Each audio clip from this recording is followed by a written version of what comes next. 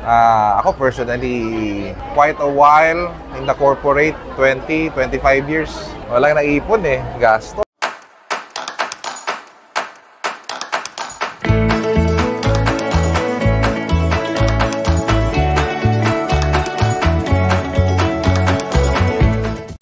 Hi! Good afternoon! Hi! So, nandito yung classmate ko. Ano name mo?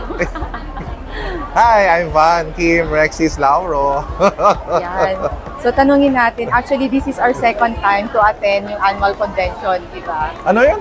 This is our second time yes, to attend yung annual convention. So, what made you decide to join IMG?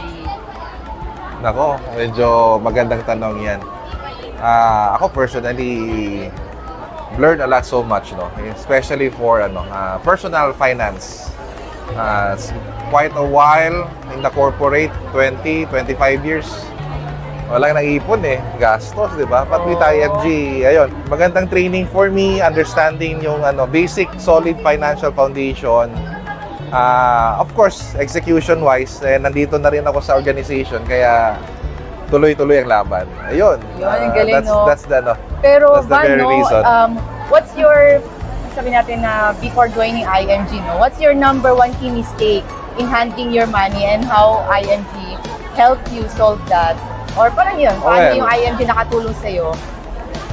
Key mistakes. Siguro yung yung setting aside money without financial goals, isa yun. Pinaka-realization ko yun. So dati parang suntok sa buwan. Parang wala lang, nagtatabi ka ng pera for the sake of all in. So parang pag may emergency, yun din. Yes. But with IMG, actually, I was able to yan din yung natutunan ko talaga. I was able. Tama yun. Pag nag-ipon ako, pag may emergency, ito. Pag magta-travel, ito din. Yan, oo. Diba? So, kumbaga, sabog yung journey or pathway to wealth. But with IMG, we were able to secure that pathway to wealth very solid.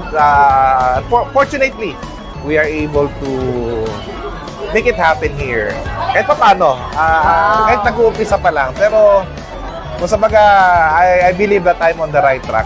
Okay, ito naman, diba we have yung book, The Secret to Saving and Building Your Future. Ano yung pinaka-favorite mong line doon? Ako lang iba. Hindi yung doon.